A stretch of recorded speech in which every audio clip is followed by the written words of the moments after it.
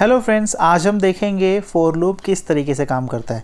इससे पहले हमने वाइल लूप देखा था। वाइल लूप और फॉर लूप दोनों ही लूप क्रिएट करते हैं, लेकिन फॉर लूप थोड़ा सा इजी है। फॉर लूप जो है वो सीक्वेंस पे काम करता है। सीक्वेंस मतलब collection of item in order.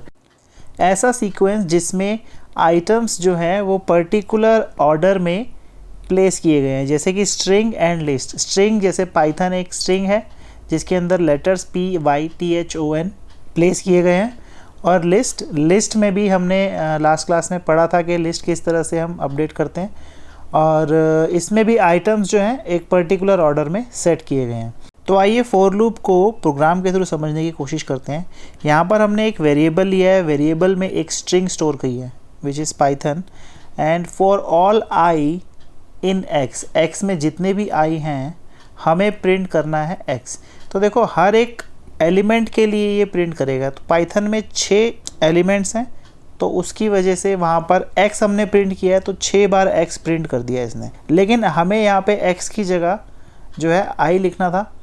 हम यहाँ पे i मेंशन करेंगे तो ये हर एक एलिमेंट को पिकअप करेगा। देखो PYTHON, तो हर एक एलिमेंट को इसने जो पिक किया, यानी हर एक एलिमेंट के लिए फॉर लूप रन हुआ। अगर आप इसको लिस्ट के लिए यूज़ करना चाहो तो आप लिस्ट में भी, देखिए यहाँ पर लिस्ट बनाई गई है। अब लिस्ट के लिए हम इसको चलाएंगे, सेम थिंग चलेगी। यहाँ पर लिस्ट के जो एलिमेंट्स हैं उनको पिकअप करेगा। तो यानी फॉर लूप जो है वो हर एक एलिमेंट इन सीक्वेंस के लिए अपने लूप को रन करता है। इसमें सबसे अच्छी खासियत ये है कि इसमें वाइल की तरह हमें इंक्रीमेंट या डिक्रीमेंट नहीं करना पड़ता। ये काम ऑटोमेटिकली फॉर लूप करता रहता है। अब हमें थोड़ा थोड़ा समझ में आ रहा है कि फॉर लूप कैसे काम करता है। फॉर लूप सीक्वेंस के हर एक एलिमेंट के लिए लूप चलाता है और हर एक एलिमेंट को 1 बाय 1 पिक करता रहता है। आइए अब देखते हैं जब हम खुद की रेंज प्रोवाइड कराएंगे तो फॉर लूप किस तरीके से बिहेव करेगा। ये रेंज फंक्शन है जो रेंज प्रोवाइड कराएगा फॉर लूप को। रेंज लिखने के बाद हम ब्रैकेट स्टार्ट करेंगे, उसके बाद 1 से 6 हमने रेंज प्रोवाइड कर दिया। उसके बाद हम कॉलन लगाते हैं, जैसे कि हमने वाइल लूप में भी लगाया था। यहाँ पर भी हम कॉलम का यूज़ करेंगे। इंडेंटेशन यूज़ करने के बाद हम करेंगे प्रिंट करना है हमने आई। तो 1 to 6 हमने रेंज दी थी, तो 6 जो लास्ट वाला है वो प्रिंट नहीं होता, तो 1 to 5 ही प्रिंट करेगा। तो आप देख सकते हो रेंज हमने दी थी 1 से लेकर के 6 और प्रिंट हुआ 1 से 5। तो लास्ट वाला जो है 6 वो पिक नहीं होगा, तो यहाँ पर 1 to 5 ही प्रिंट होगा। आइए अब देखते हैं हम क्या इस रेंज को छोटा या बड़ा कर सकते हैं। तो यहाँ पे 1 to 6 रेंज के अलावा अगर हम यहाँ पे 1 to 99 प्रिंट करना है तो 1 से लेकर के 100 तक हमने रेंज दे दी। अब आप यहाँ पे देख रहे होंगे 1 2 3 4 ऐसे प्रिंट हो रहा है, यानी 1 से लेके बाद 2 प्रिंट हो रहे हैं। ठीक है, यानी इनका जो डिफरेंस है वो 1 1 का डिफरेंस है। तो अगर इनका डिफरेंस हम 2 का करना चाहें या 3 का करना चाहें तो एक और कॉमा यहाँ पर लगाने के बाद हम जो भी नंबर यहाँ मेंशन करेंगे वो डिफरेंस या गैप शो करेगा। तो यहाँ पे हम मान लो कोई भी नंबर यहाँ पे सेट करते हैं। हमने एक प्रोग्राम लिखा था जिसमें मैंने कहा था 1 से लेकर के 50 तक सारे ऑड नंबर प्रिंट करने हैं। तो यहाँ पे हमने गैप दिया 2, और जब हम इसको रन करेंगे तो आप देख सकते हो सारे ऑड नंबर जो हैं वो प्रिंट हो रहे हैं। ठीक है, तो छोटा सा प्रोग्राम। वाइल लूप में सेम प्रोग्राम थोड़ा सा बड़ा था, फॉर लूप में छोटे प्रोग्राम में ही हमने सारे ऑड नंबर्स 1 to 100 प्रिंट कर दिए। अगर यहाँ पर हम 2 की जगह 3 डिफरेंस मेंशन करें तो यहाँ आप देख सकते हो 1 के बाद 4, फिर 7, फिर 10, तो ये 3 के डिफरेंस में नंबर्स प्रिंट करेगा। सो 1 to 100 ऑड नंबर प्रिंट करने के बाद 1 to 100 इवन नंबर प्रिंट करने हैं, तो 2 से स्टार्ट करेंगे 100 तक और गैप देंगे 2 का ही। तो 4 6 8 जितने भी नंबर हैं ये सारे इवन नंबर्स हैं। सो एक पर्टिकुलर रेंज में ऑड नंबर और इवन नंबर प्रिंट हमने वाइल लूप यूज़ करके भी किए थे। तो अभी तक हमने जितने भी सीक्वेंस प्रिंट किए हैं वो सभी इंक्रीजिंग ऑर्डर में थे, मतलब बढ़ते क्रम में। क्या हम घटते क्रम में भी ऑर्डर को प्रिंट कर सकते हैं? आइए ज़रा देखते हैं। तो इसमें बड़ा नंबर पहले, छोटा नंबर बाद में, और उनमें गैप हमने देना है -1 का। तो -1 का गैप देने का मतलब है सारे डिक्रीजिंग ऑर्डर में नंबर्स प्रिंट होंगे। तो इस प्रोग्राम में 10 से लेकर के 2 तक प्रिंट हुआ था, 1 प्रिंट नहीं हुआ था। 1 प्रिंट करना है तो यहाँ पे 0 रेंज हमें देनी पड़ेगी। अब 10 से लेकर के 1 तक सारी रेंज हमारी प्रिंट हो गई। तो यहाँ पे हमें पता चल गया है कि फोर लूप जो है वो रेंज या सीक्वेंस में से हर एक एलिमेंट के लिए अपने आप को रिपीट करता है। तो ये आइडिया बहुत ही अच्छा है, इसमें इंक्रीमेंट और डिक्रीमेंट का भी कोई टेंशन लेने की ज़रूरत नहीं है। फोर लूप अपने आप इंक्रीमेंट करता है। अगर आपको याद हो तो हमने वाइल लूप यूज़ करके एक प्रोग्राम बनाया था जिसके अंदर हमने एक पर्टिकुलर नंबर का टेबल प्रिंट किया था। वहाँ पर हम यूज़र से इनपुट लेते थे, यूज़र एक नंबर प्रोवाइड कराता था और उसी नंबर का टेबल प्रिंट हो जाता था।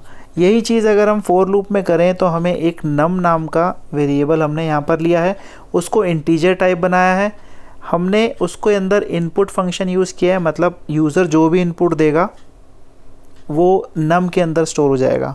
उसके बाद आई की हमने जो रेंज दी है, फोर लूप की जो रेंज दी है वो 1 से 11 दी है, ताकि 1 से 10 तक रेंज प्रिंट हो, क्योंकि हम टेबल जो है 10 तक ही प्रिंट करते हैं।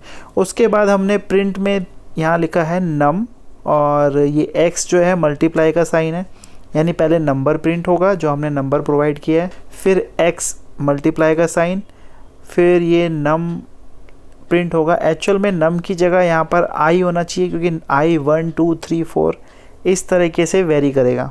तो यहाँ पे फिर उसके बाद इक्वल टू के आसपास जो है डबल कोट हम लगाएंगे, ताकि इक्वल टू वैसे का वैसा प्रिंट हो जाए। और यहाँ पर हमने i लगा दिया है, ठीक है। तो यहाँ पे number into i is equal to num into i। तो ये हमारा प्रॉपर जो है उसी नंबर का टेबल प्रिंट करेगा। तो यहाँ पे हमें एक नंबर मांगा और यूज़र ने नंबर प्रोवाइड किया 4 का टेबल प्रिंट हो गया। यहाँ पे कोई और नंबर अगर प्रोवाइड करोगे तो उसका भी टेबल यहाँ पे प्रिंट हो जाएगा। तो देखा फोर लूप से चीज़ें कितनी आसान होती जा रही हैं।